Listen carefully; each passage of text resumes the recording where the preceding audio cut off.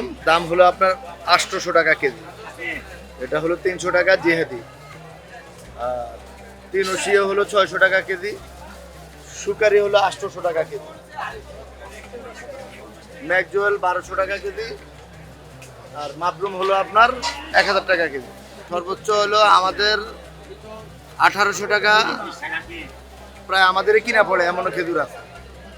ম্যাকজুয়েল বড় জাম্বুটা বেচেন কত?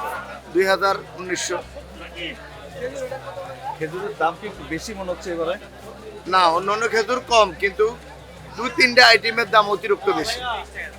ধরেন এই যে এটার নাম হলো জিহাদি, এটা ছিল 1800 টাকা কার্টন, বর্তমানে 2800 টাকা কার্টন। বুঝতে পারছেন? তার মানে এক কার্টন 10 কেজি মালে 1000 টাকা বাড়ছে। সরবরাহ আছে, কিন্তু কেউ কেউ বলছে যে চট্টগ্রাম আটকে রয়েছে, কেউ বলছে যে আসতে আছে, এরকম ধরনের কথা আর কি।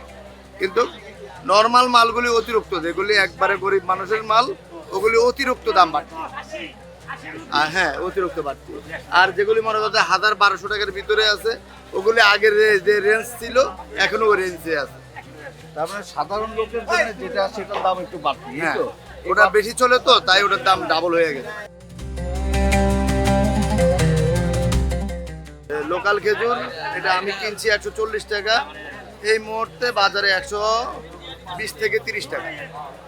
140 টাকার মাল 220 থেকে 30 টাকা দাম। মনে করেন যে এটা আমি এক ইম্পোর্টার থেকে শুনছি যে ওনারা বলছে যে আমাদের 116 টাকা বিদেশের থেকে বাংলাদেশে আসা পর্যন্ত খরচ পড়ছে, তখন ওরা 140 টাকা 30 টাকা ওরকম বিক্রি করতে। বর্তমান ওই মালটায় 230 থেকে 40 টাকা বিক্রি হচ্ছে। আসলে এটার জন্য একটা লোকে দায়ী, যেটা সিন্ডিকেটের ব্যাপার, আর যেটা মাল আনছে ওনারাই দায়ী, এছাড়া আর অন্য কোনো দায়ী না। যারা ইম্পোর্টার, যারা মাল কিনে আনছে তারাই দায়ী, এছাড়া কোনো ক্রেতা বিক্রেতা ওরা দায়ী না।